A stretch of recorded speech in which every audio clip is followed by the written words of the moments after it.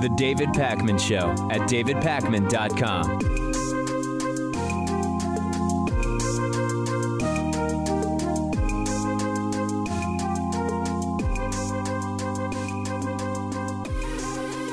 Since there have been about 100 scandals since Donald Trump's horrifyingly bad response to the hurricanes in Puerto Rico, you might have sort of forgotten about how truly bad and tragic Donald Trump's involvement in that recovery was. The Trump administration was slow to provide aid. They sent Donald Trump to Puerto Rico. He showed up and sort of shot rolls of paper towels like they were basketballs at people. Seemed almost like some kind of video game for him. It was really one of the worst disaster responses by an American president in recent history. And it exposed, in part, among many other things, that it wasn't really clear that Donald Trump knew Puerto Ricans were U.S. citizens, which was really an international embarrassment at the time. We have news about this. We've now learned that Donald Trump told a meeting of Republicans that Puerto Rico received too much aid compared to states like Florida and Texas. And this is coming up now because there's a new aid package that's being discussed, which includes aid for some southern states. But Democrats are saying we need more aid for Puerto Rico. If we're going to sign on and support this thing, we need more money to be made available to Puerto Rico, which is still not fully recovered from those hurricanes.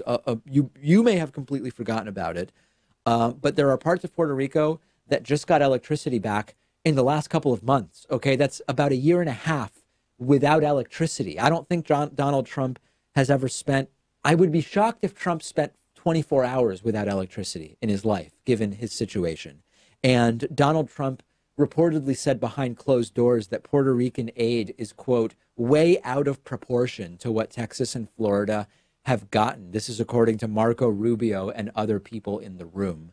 One of the problems Puerto Rico is facing is a $600 million food stamp shortfall. And Donald Trump, I guess, is okay with funding that. But there's a lot more that needs to be done here, including water systems in Puerto Rico that need to be rebuilt, making them resistant to future storms. There are broader infrastructure projects that need to be carried out, some of which needed to be done before the hurricanes, some of which the need for which has been precipitated by the hurricanes. And I want to just go back to this issue of citizenship. It really doesn't matter whether Puerto Ricans are American citizens or not in terms of the realization that we're talking about people who are in a bad situation and have a need. But Puerto Ricans are American citizens, and 3,000 of them died in the hurricanes. That's roughly the same number of people that died in 9/11. But the reaction from Donald Trump and, quite frankly, from many Republicans strikes me as totally disconnected from the reality that this was a domestic catastrophe. Anytime 3,000 people die, it's a tragedy. It's a catastrophe. I'm not pretending that it's in any way objectively worse because Puerto Ricans are American. But if you're the American president and Americans die, there is more of a direct responsibility that exists versus people dying in another situation. Doesn't make it less tragic or anything like that. When you consider that Puerto Rico, many Puerto Ricans, as I just mentioned, just got electricity back in the last month or two, about a year and a half without power. When you consider that 500 days without power in the United States is insane. And Donald Trump's reaction is that he wants to restrict aid to Puerto Rico further in this new aid package. It's absolutely disgusting. And I was thinking about kind of going back to the idea of Puerto Rican statehood. One of the upsides to Puerto Rico of being a state is that it would be significantly more difficult for Republicans to ignore them as not really part of the United States, as not really being American, if they were a state. And it shouldn't be that way. It's sad that that's the reality, but it's the reality. And this is another sign of just how things have changed since the Bush years and Katrina. The George W. Bush administration response to Hurricane Katrina in Louisiana was a national disaster. I mean, it was a national disaster for George W. Bush. It was on TV for a long time. It continued to cause George W. Bush problems well into his presidency. Trump almost completely ignored Puerto Rico. 3,000 people died. He showed up and shot some paper towels like basketballs. And it has been a struggle to keep it in the news. And part of it is, of course, that on some level, Donald Trump just doesn't really see Puerto Ricans as Americans. Part of it is that Puerto Rico is not a state. Part of it is that Donald Trump just really doesn't care and can't empathize or sympathize with what it's like to be in the situation in which Puerto Ricans found themselves and continue to find themselves in. But what it leads to in the end is a president who shows up and behind closed doors is hearing arguments about how much aid should go to these different places. And Trump's immediate reaction after his disgustingly pathetic response to the hurricanes in Puerto Rico is to say, you know, I think that Puerto Rico is overrepresented in terms of the funds that they are getting. And he doesn't want to see them get money that is so desperately needed, which, again, is part of the United States. This is not foreign aid. This is not a debate over where should foreign aid dollars go. This is the United States, and it is pathetic and utterly, utterly embarrassing. Today, we have a fantastic program for you. We are going to be going back to a really interesting interview that I did with Christopher Petrella some time ago, and it relates to two justice systems, which we have been very acutely reminded of this week in our coverage of the Donald Trump Attorney General William Barr summary of the Mueller investigation. I am going to open up the phone lines after the break at 617-830-4750. And then at the end of the show, I'm going to steelman an argument against Bernie Sanders. This is something a bunch of people have written to me about. They've said, David, I like Bernie Sanders, but I want to understand what would be the best and strongest argument against Bernie. So on the audience questions segment of the show, in the last segment, I am going to steelman what I see as the most legitimate and strongest criticisms of Bernie Sanders. And I will be very curious to hear from you as to what you think those criticisms should be. Make sure you're following me on Twitter at @dpacman. Follow the David Pakman Show on Twitter at David Pakman Show, and make sure to become a member to get instant access to the bonus show. We have a particularly good one today, including a story about Krispy Kreme donut owners admitting to a family history of Nazi ties. It's an unusual story, but one that I look forward to talking about with you on the bonus show. But before that, we have the entire rest of the Friday show, and I'm glad you're with us. The David Pakman Show at davidpakman.com.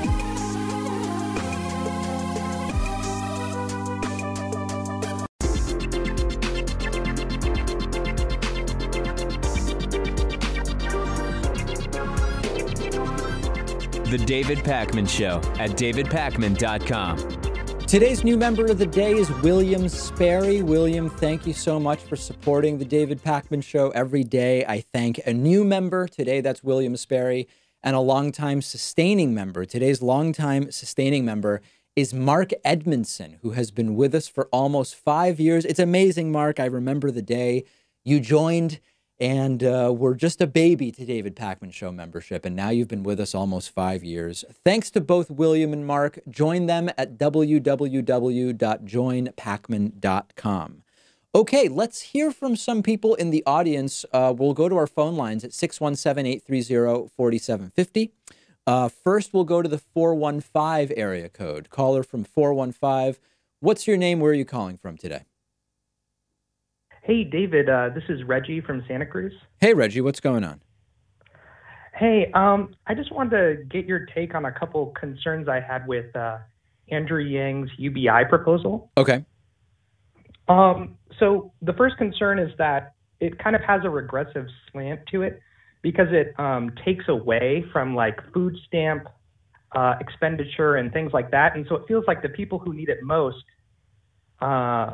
have to sort of make a trade-off, which feels kind of like the inverse of what you might want from a UBI in that sense. Yep, I share that concern. I mean, I've pointed out before that I'm open to replacing and consolidating a lot of the individual social welfare programs we have with a sort of flat basic income. If that's the goal, if the goal is let's just reduce a lot of that sort of bureaucratic expense and infrastructure, stop means testing things, et cetera. I'm open to that, but that's not really UBI in the sense of lifting people from where they are now. That's replacing a bunch of programs with one. So I think that we have to be clearer about what it is we're trying to do. If you replace social welfare programs with UBI, the government saves some money, but then gives it also by not means testing UBI to other people. I think we need something additive to actually improve people's standard of living. Yeah, I totally agree with that. But then my other comment on the UBI proposal, which not a lot of people have talked about, is how it would work as a general stipend. Because right now it's not a tax credit, which is nice in terms of its distribution to people. But it's a flat amount to every single person. Now, there's kind of a problem with this with regard to landlords, because right now landlords have so much bargaining power with rent that if you don't have rent control, just giving someone a flat amount of money tells landlords almost directly how much they might be able to raise rent by. Yeah, so I don't disagree with that, but that's not unique to UBI. That's actually an argument that's made much more generally. That's an argument that's made when we talk about a minimum wage increase, although the difference with a minimum wage increase is that increase only affects people who were earning below the new minimum wage. But I share that concern. That one is less unique to UBI, but Andrew Yang is actually going to be back on the show next week, and I look forward to talking with him about exactly these issues. I want to talk with him about college tuition, where I think we disagree, and start digging into some of those proposals. Oh, okay. Great. Thanks for taking my call. Okay. Appreciate the call. Reggie from Santa Cruz. Great to hear from you. Let's go next to our caller from the 773 area code. Who's calling from 773 today? My name is Kyle from Florida. Hey, Kyle, what's going on? Hi. I just had a question about when you think the kind of demographic shifts, and I mean, young people are very focused on specific policy issues, and those sorts of kind of demographic changes will start to have a more significant impact in the midterm and general elections. It depends on getting people which more states, honestly, because the demographic shifts are not happening equally in all states. So if there's a particular one you want to ask me about, maybe I would know about it, maybe I wouldn't. But the most interesting ones to me are Georgia, Florida, and Texas. And I don't know in terms of major national elections exactly when it is that they'll have a more defined impact. I mean, it's sort of it's a sliding scale. It doesn't all happen at once, but we're already starting to see it in some districts in Georgia and Texas, for example. Well, and I guess kind of related to that, they're trying to actually kneecap the proposition that passed overwhelmingly to restore the voting rights of felons who have served their time in Florida. They're trying to, they're attempting to do a poll tax, which, I mean, have you looked into whether it's possible that they will be able to successfully kneecap it? Unfortunately, it is possible. So to explain to people what Kyle's talking about, in the midterm, Florida voted to restore voting rights to felons who were no longer on probation or on parole. And after that, so that was a referendum, a sort of ballot initiative. And then more recently, as we covered on the program, they're looking to only provide or reestablish those voting rights when these individuals have paid off back-owed court fees and fines, which of course are extraordinarily oppressive and regressive to begin with. And the legal argument now is that a poll tax? Is it not? Honestly, they have a shot at succeeding. And I'm going to let you go. It sounds extremely loud where you are. So thank you for the call. Really appreciate hearing from you. Let's go next to our caller from the 617 area code. Who's calling today from 617? Hey, David, it's Luke Vargas. How are you? Oh, hey, Luke. What's going on? I am been covering the Israeli elections, and it sort of made me think of a question about the 2020 Democratic primary. So bear with me. By the way, this is So, Luke Vargas, international correspondent extraordinaire, who has been a guest on the show. You know, Luke, we can book you as a guest. You don't have to wait on the queue.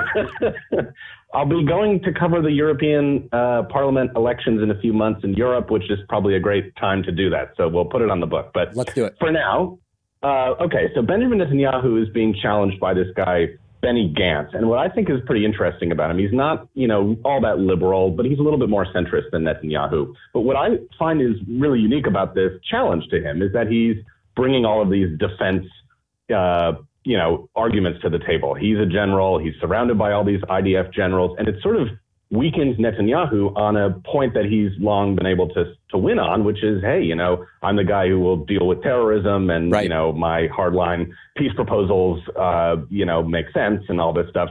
And, now when rockets are landing in southern Israel, it's a liability for Netanyahu, not, a strength. It doesn't establish his incumbent credentials or whatever. And so I sort of wonder, obviously, taking that back over to the United States, Trump is he dodged military service. He's alienated all the generals he brought into the cabinet, but he still is a great actor. He wraps himself in the flag. I'm sure he'll surround himself with troops going into the 2020 election. And Sure. I just sort of wonder if this mix of sort of political centrism and military credentials could be what finally undoes Netanyahu. I wonder to what extent, as Democrats look to try and defeat Trump, national security credentials or military background or even committee assignments, familiarity with defense issues is going to be an important thing for the Democratic ticket to feature, in addition to all of the kind of kitchen table issues that this primary has mostly been about thus far. Just very curious what you think about that. I don't know. I mean, so let's see. The military credentials could be interesting, but it didn't work super well for John Kerry with George W. Bush. In fact, military groups started targeting John Kerry, and it sort of completely imploded in his face. I think that the centrism would be more concerning to me than the military part. Like, I think if you can get, at this point, I've seen no good case made for why you need a centrist to defeat Trump. I think that Democrats have tried centrists for a long time, and it hasn't gone particularly well, even when the elections have sometimes gone okay. So my biggest concern would not be what are their military and defense credentials and committee assignments. It would be, let's put up an actual progressive that's representative of the views of the Democratic Party. If they have the military credentials, great, but I wouldn't take the military credentials if it comes with being a centrist. I think that that's not a good direction for Democrats. Gotcha. Well, and there's always the VP slot, too, which is an easy way to slide some of that experience. That actually may be even more effective. Does. That actually may be even better way to do it. Thanks, David. All right, Luke, we'll talk to you soon. And, of course, go Patriots, but not Robert Kraft. He's vile, and we know that at this point. There you go. Take care. All right, see you, Luke. Luke, by the way, with the there you go, very reporter-esque, not even weighing in on that, staying objective there. Okay, let's go next to... Where do we want to go? Let's go to the 708 area code. Who's calling today from 708? Hi. Hey, David. I'm Alex. I'm calling from Oak Lawn, Illinois. Hey, what's going on, Alex?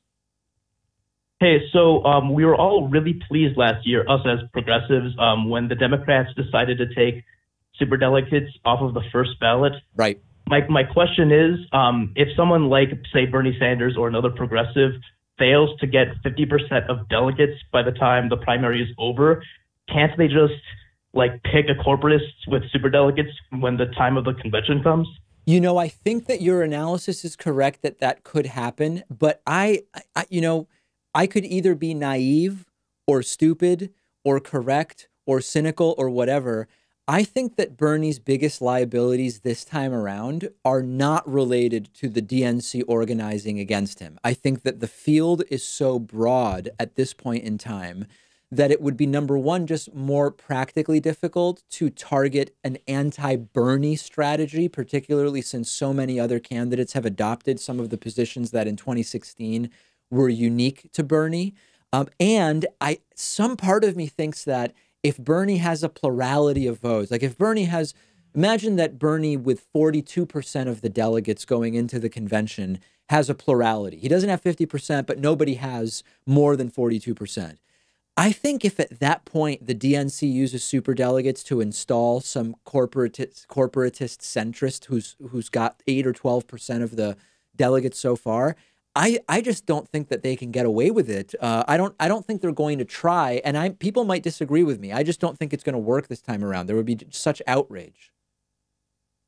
Yeah, my worry is that the race will be so close that the Democrats will make some excuse like, maybe Bernie Sanders is controlled by a Republican-controlled state of Vermont, which then they'll appoint a Republican senator until a special election comes on, or maybe that he's a socialist. Well, but that's not true. I mean, Vermont's not a Republican. I know you're saying hypothetically, but that particular one wouldn't really work because Vermont's a very blue state.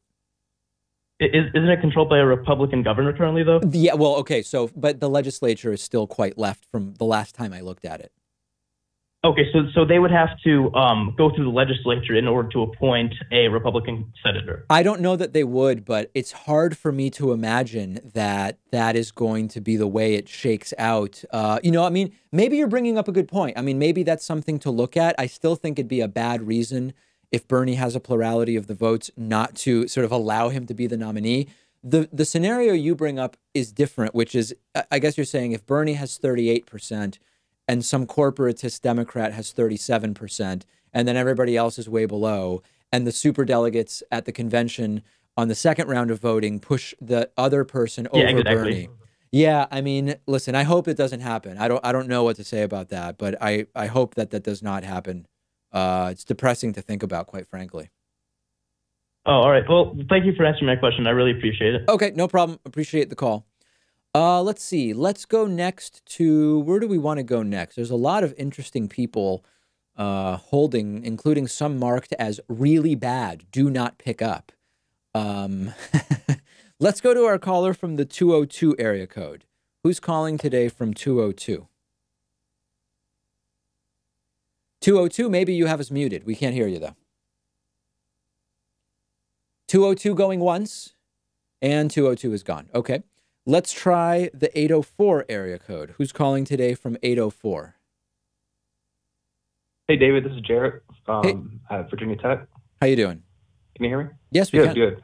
So I saw your video yesterday about William Barr's summary, and I see that you believe William Barr's summary on the Mueller report is shady. So I want to ask, wouldn't you expect Mueller to come out and say he's being dishonest? Nope. And you know why? Because Mueller already punted to William Barr on the issue of obstruction, which makes no sense to me. We already learned that Mueller narrowed the scope of the investigation extraordinarily, despite the fact that we heard from the right and Trump all the time that Mueller is investigating too broadly.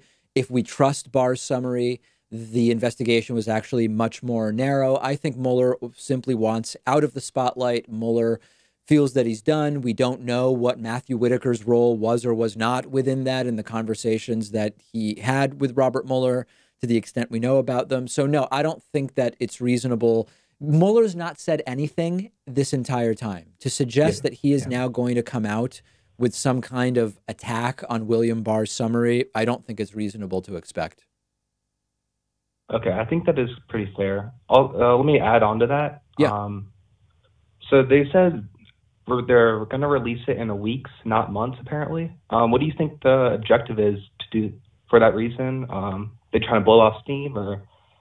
Well, I think that what Lindsey Graham, Republican senator, said earlier this week, that he was told by William Barr, is that it's going to take a few weeks rather than a few months for Donald Trump to decide what he wants redacted from the investigation into him, which is insane, by the way.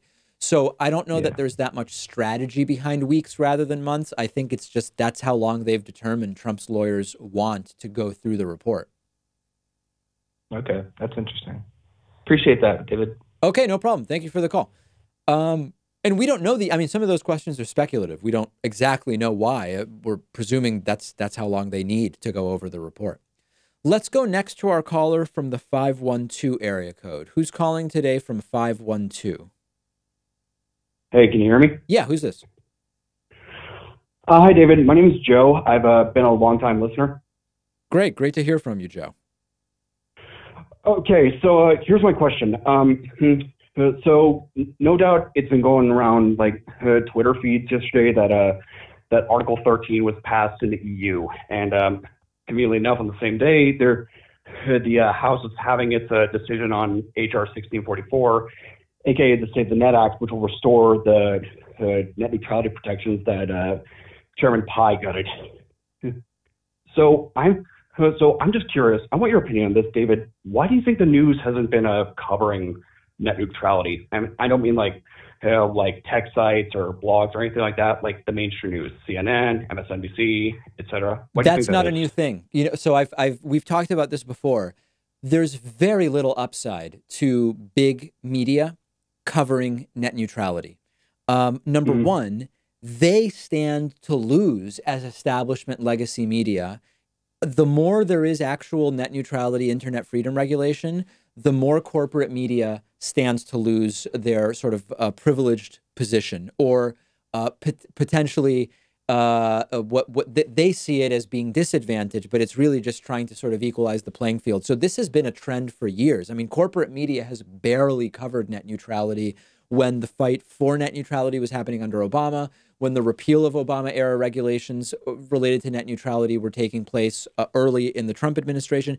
That's not a new thing. There's just no upside for corporate media for covering that, because corporate media, whether you identify MSNBC as being left or Fox News as being right, or whatever editorial bias they have, they don't want to get into questioning the infrastructure that allowed them to get so big and allowed media consolidation to happen. Net neutrality is connected to that. They don't want to touch it.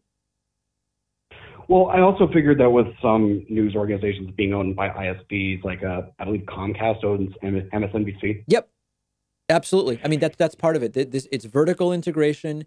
It's status quo corporatism. This has been something we've been dealing with for a long time. Now, let me mention, even with almost no corporate media coverage of the gutting of net neutrality at the beginning of the Trump administration, there were still millions of comments submitted to the FCC about it. Imagine if there was a serious conversation on corporate media about net neutrality, what the levels of support would be. Yeah, I mean, that's definitely another problem. I mean, I live in Texas, which is, of course, a GOP bastion, let's be fair. And of course, it just really annoyed me as a staunch internet rights advocate, considering that Senators Cruz and Cornyn are blindly taking ISP donations, and they're like, well, we don't really need this because blah, blah, blah. Yeah, it's disgusting, and that's part of the...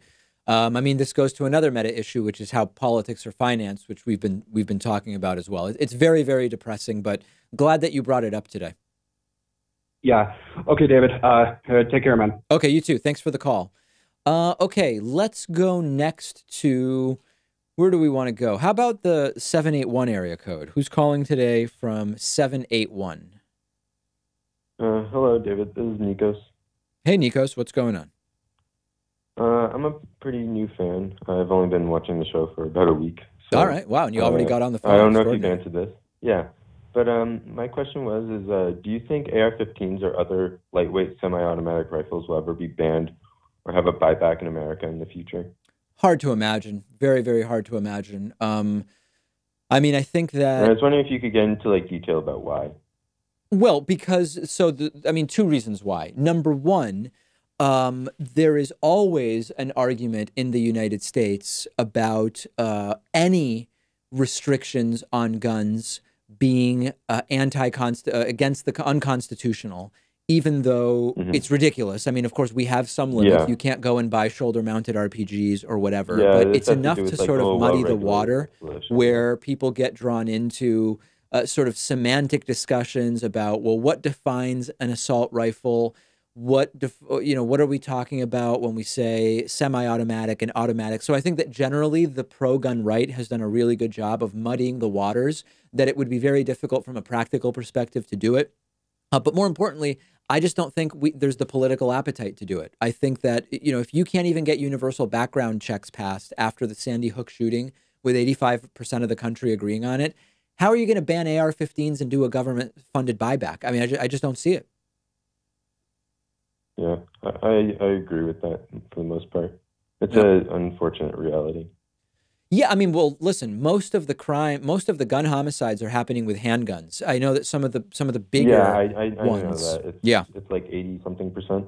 right, exactly. So there's not. I mean, we can still do a lot of good without touching AR-15 and similar firearms. But I'm just not seeing the political appetite to do any of it, and the NRA is so powerful, and it's a wedge issue. So I don't know. I'm not optimistic about it. That's a harsh answer, but I can agree. Thank you. It's for the truth, taking though. the call. Yep, appreciate the call. Thank you so much. Okay, let's go to a break. Sorry for everybody I wasn't able to get to. I know a lot of people are holding, but we will take calls again. Live streams also an opportunity in the evenings to get on the phone with me. The David Pakman Show at davidpakman.com.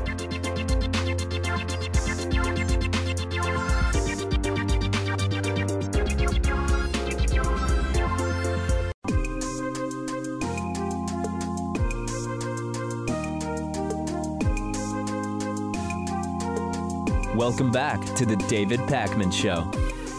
For this week's classic interview, we're going to go back to when I spoke to Christopher Petrella back in February of 2014. And this relates to what we often talk about as a sort of two-tiered justice system. And very often when we talk about that two-tiered justice system, we're talking about those people that are sort of oppressed by that system. We're talking about the disproportionately poor, the disproportionately non-white, disproportionately people who are in situations of oppression rather than privilege. And one of the things that is a necessary analysis to what we saw in terms of the Mueller report and the subsequent Barr report is that the entire way that Donald Trump was able to sort of manage the Mueller probe, including choosing his own attorney general, who ultimately was given the opportunity by Mueller to adjudicate whether Donald Trump did or didn't commit obstruction of justice. This is the other side of the two-tiered justice system. Appointing your own attorney general to adjudicate your possible crimes is a position of privilege on the complete other side of the justice system. And when I reviewed this interview we did with Christopher Petrella a few years ago, that was the sort of context I was thinking of. Let's get into it. From February of 2014, Christopher Petrella, his research on a lot of these issues related to the justice system, incarceration, privilege, oppression, etc. Christopher Petrella is a PhD student in UC Berkeley's Department of African American Studies. His research focuses on race, class, incarceration. He's also a featured blogger at Nation of Change. Chris, you sent me these notes about what you see as a connection that's worth discussing between hyper-incarceration in the United States, which is a topic we talk about a lot on this program, and Occupy Wall Street. Tell me, what do you have in mind here for our audience? Sure. Well, I think the way it might be helpful to begin would be to think about what Professor David Harvey at the City University of New York states the government does, or the state does, during moments of economic crisis. And the term he uses is accumulation by dispossession, which basically means divesting citizens of rights and assets in order to, at least as it's justified, in order to restabilize or bring equilibrium back to the economy. And what we see now is accumulation by dispossession being operationalized in two ways. One is through personal indebtedness, and think, for example, a structural readjustment policy on sort of an individual register. And a fine instance of this would be the fact that graduates of colleges and universities right now are coming out with the student debt load on average of about $24,000 a year. That's just for a bachelor's degree, never mind a master's or anything beyond that. And the second strategy is to redistribute or externalize costs from the state body to citizens, and we see this happening both in public higher education that's being privatized, and publicly owned and operated prison facilities that are also being privatized. And if I could, just a quick example. We know, for example, I'm a PhD student at UC Berkeley. We know, for example, that the Board of Regents are proposing around an 81% fee increase, and at Berkeley, fee is the euphemistic term we use for tuition. An 81% tuition increase over the next 4 years at a time that the state is facing budget crisis, which means that we as taxpayers in the state are actually enduring a form of double taxation. We're paying for our education in the form of taxes and other social services, of course, but then we're being taxed on top of that with this fee increase. And then in prisons, for example, just last month, the Riverside, California County of Board of Directors at the Riverside County level decided that they were going to begin charging prisoners $142.42 per day for their stay. So it's a pay-to-pay program, and you see again the burden, the cost being shifted from the state back to the most vulnerable who don't have the money to begin with anyway. Yeah, we did that story about the California prison charging inmates. And, I think it's interesting because they both will eventually have the same undesired opposite effect of maybe why they're intended to be put in there. I mean, with the prison example, we were saying if you do charge someone for being in prison and when they leave prison they have absolutely no money, you're creating a situation much more likely for them to commit a crime that'll land them back in prison. In other words, it's actually having the opposite effect of making someone no longer a criminal.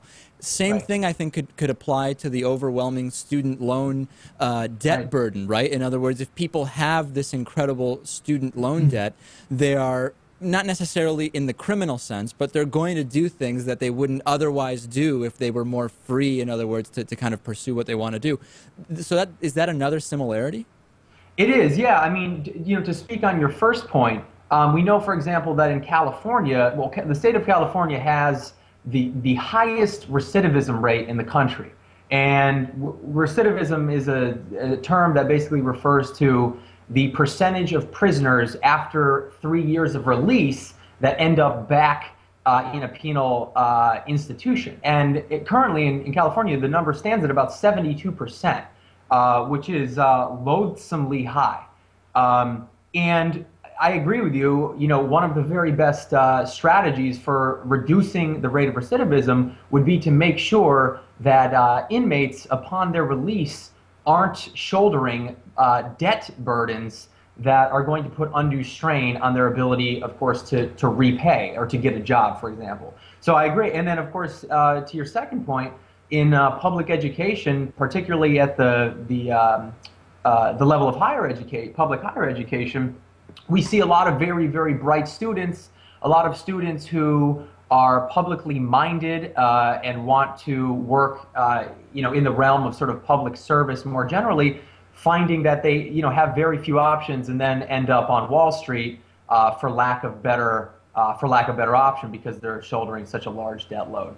Talk a little bit about hyper-incarceration in the U.S. I mean, the statistics are very clear. 5% of the world's population is in the U.S. 25% of the world's prisoners are in the U.S. Now, a very superficial approach might say, if there weren't so many nonviolent drug offenses that landed people in jail, that would solve a huge portion of it. But is that realistic to think that? How big of a problem is the jailing of nonviolent drug offenders?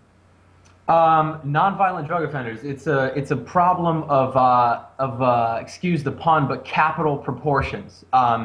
It's egregious. I mean, I'll give you an example. So I'm 27 years old. I was born in 1984.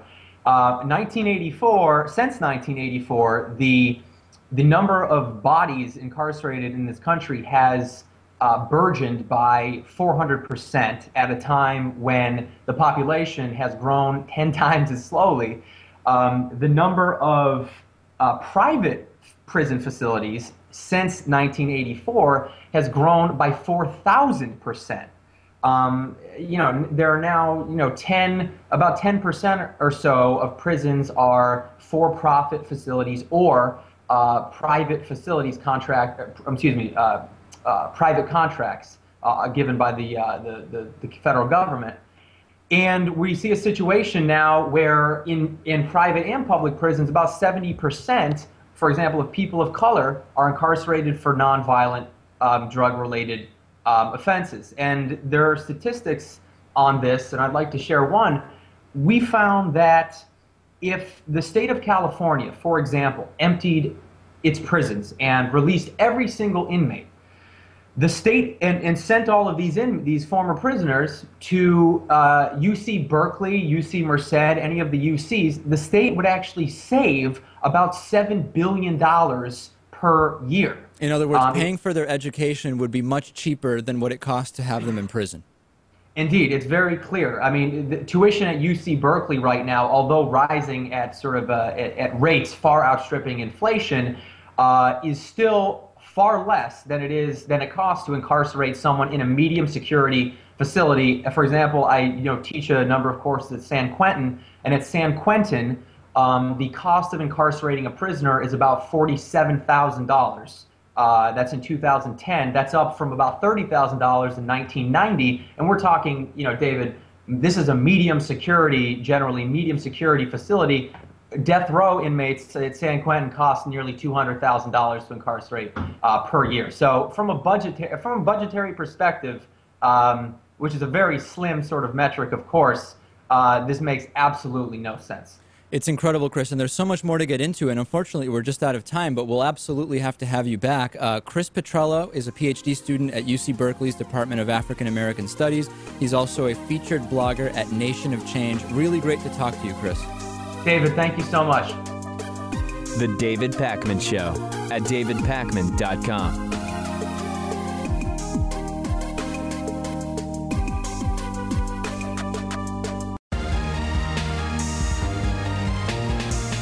The David Pakman Show at davidpakman.com. Okay, let's get into audience questions for the week. Evan wrote in, says, hey, David, what's the most legitimate and credible criticism of Bernie Sanders? Fair question.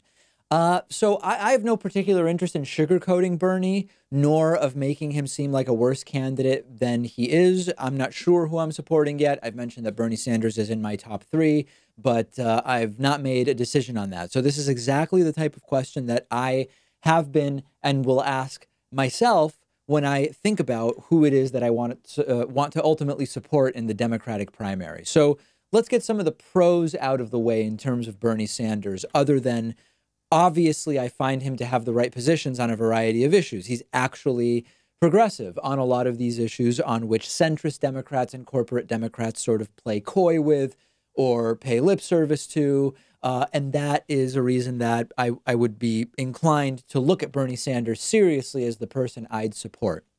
I also have always had the impression from Bernie Sanders, both in terms of how he handles himself during speeches and interviews, but the fact that there's a record of decades where we can see what his positions have been on issues over time, that when Bernie says something, it's his genuine, sincerely held position. It's not a position that has been calculated or calibrated because he believes it will appeal to someone in the possible electorate or in his base or outside of his base that he's trying to appeal to. Of course, every elected official at the national level, like Bernie Sanders, does think about how they say things and how much they choose to talk about one issue versus another on the basis of whether it's useful to them for the narrative and sort of space and lane that they occupy. I'm not saying Bernie doesn't ever do that, but basically when I hear Bernie say something, my instinct is that he's being genuine in telling me that he believes it and why. And that's a really important thing for me because I don't want to vote for what would the word be? Like a focus group candidate who's basically just focus group testing or, putting their finger to the wind to figure out what's the right position to take. So those are the pros as far as Bernie Sanders is concerned. And he also has identified some of the key meta problems with society. So money in politics, disproportionate power of the corporate and billionaire class, the healthcare system as an impediment, both economically and sort of in terms of liberty and freedom to many everyday Americans. So all that stuff are areas where I agree with Bernie. So let me now answer the question as asked, which are what are the strongest arguments against Bernie Sanders? An area that has always been a little bit of a question mark for me for Bernie Sanders are some of his foreign policy views. And it's not that I find significant disagreements with a lot of Bernie Sanders' foreign policy views is that I've not seen him flesh out in depth foreign policy and geopolitical ideas and analyses in the way that he is and has been able to do with domestic policy. I would like to see him more nuanced. I would like to see him more in depth. And I would also like to not only see him talk about these issues, but I would like to have a feeling that he actually understands those issues to a greater degree than I've seen evidenced so far. Does this mean I think Bernie is wrong about a particular geopolitical issue? No. What I'm saying is I don't think his strengths are geopolitics and foreign policy beyond some relatively superficial statements that I've seen him make. So I think he is super strong on domestic policy and economic policy, but the geopolitics and foreign policy have been weaker to me. Does that mean I see those as the most important issues? No. In fact, I think given the position that the next president will be in of having to help us recover from the atrocity that is the Trump presidency, I actually do think domestic issues are of greater importance, but we've got to rebuild our reputation abroad, and you're not going to do that without a full and firm, thorough grasp on those issues. I also think that Bernie is a bit of a victim of his own success in that his ideas are now less unique than they were in 2016. I know unique is like it's 0 or 1, something that either is or isn't unique, but I think people know what I mean. Thanks to Bernie popularizing a lot of socially democratic ideas, you have more candidates now that are similar to Bernie on a lot of those issues, and that could hurt Bernie in that it would get many voters analyzing the candidates beyond those ideas on which Bernie now agrees with other candidates rather than being the lone progressive voice. And that gets us to questions like, well, okay, Bernie is 4 years older. I'm not being ageist. I've seen Bernie run to catch the subway, and I've seen Bernie play basketball, and he seems to be in great shape. I'm not saying I wouldn't vote for him because he's 77 years old. I'm merely saying in 2016, he was 75. He's now 77, turning 78. There's a history of a sort of fresh-faced alternative succeeding in these types of situations. You had a younger Obama following an older Bush against an older McCain and an older Romney in 2008 and 2012, respectively. You had a younger Bill Clinton against an older George H.W. Bush and an older Ross Perot, although I don't remember exactly what Perot's age was at the time. So there's a question not about Bernie being white or male specifically. It's not an identity thing. It's more the idea of, can you knock out an incumbent 72-year-old white guy with the power of incumbency that he has and the power of the bully pulpit with a 78-year-old white guy whose ideas are less unique within the Democratic slate of candidates than they were 4 years ago. Again, I was asked to steelman the strongest reasons not to support Bernie. These are not reasons that would make me not support Bernie Sanders. And I welcome your thoughts. What are the strongest arguments for not voting for Bernie Sanders? Kira wrote in, who says, hey, David, in the wake of the Sam Seder intellectual property theft scandal, are you open to having your set totally redesigned by the audience? So the answer is yes, sure, with some caveats, which I'll get to in a second. If you've not been following the Sam Seder intellectual property theft controversy, the paneling that I have behind me surrounding the TV is a $139 panel from IKEA, which Sam uses on his set. And before I bought it, I said to Sam, I want to integrate that as an element to my set. Where'd you get it? And Sam told me. And now there has been this whole kind of controversy put together, which we're all, I guess, pretending is really real and really, really serious and might come to lawsuits and that type of stuff. And people, by the way, are now pointing to the fact that it appears Sam stole his set, maybe from Rachel Maddow, maybe from the program Smallville, or who knows from where. I don't even care at this point. But to answer the question, I'm totally open to having the set redesigned. I would love to have the audience's help. I say that knowing that anytime I ask the audience for help, I get about 1 or 2% brilliant ideas I'd never have thought of myself, and 98 to 99% things that make no sense that I have to wade through. With that in mind, I'm always open to ideas from the audience. We've had this set now for about 5 months. And usually there's some element that's changed like every 8 to 10 months, either a camera shot, lighting, a background element, the framing of something. So I'm ready to start setting up the next series of tweaks. And I welcome ideas from the audience. And I know that I'm opening up Pandora's box when I do that. Last question today is from Shannon. Shannon says, David, is Jesse Lee Peterson playing a character on his show, or is he for real? Very good question. If you don't know who Jesse Lee Peterson is, he is a black conservative who believes that whites are oppressed and blacks are thugs, and I don't know what else, what other words he attributes to them. He has a couple of different shows. He has one radio show, and then he has a YouTube show called The Fallen State, on which I appeared when I was in Los Angeles a few months ago. A very popular video on our YouTube channel. I think it's something like Jesse Lee Peterson desperate to control David or something like that.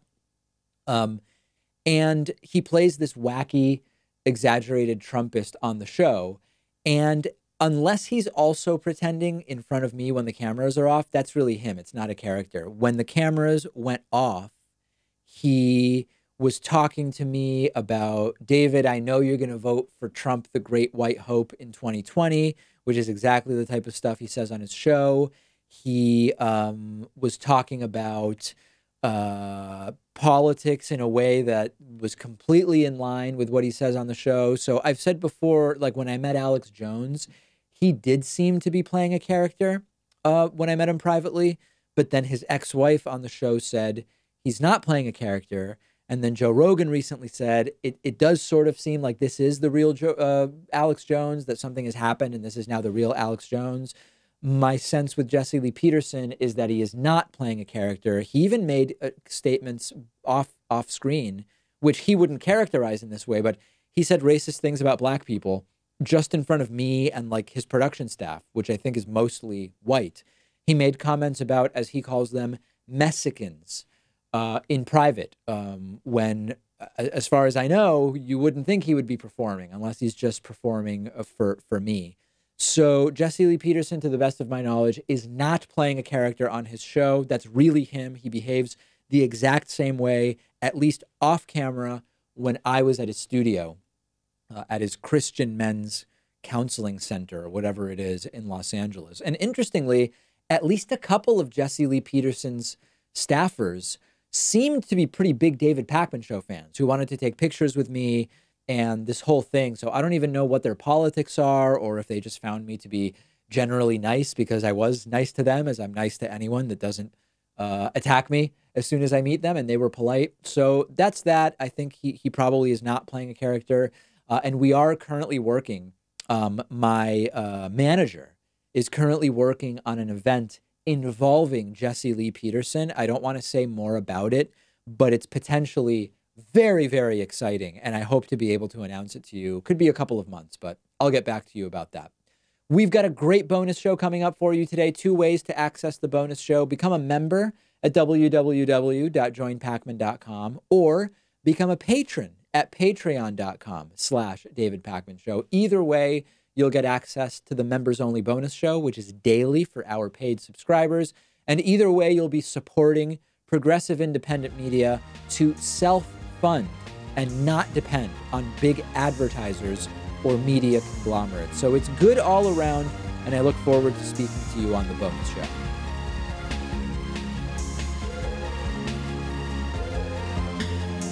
The David Pakman Show at davidpakman.com.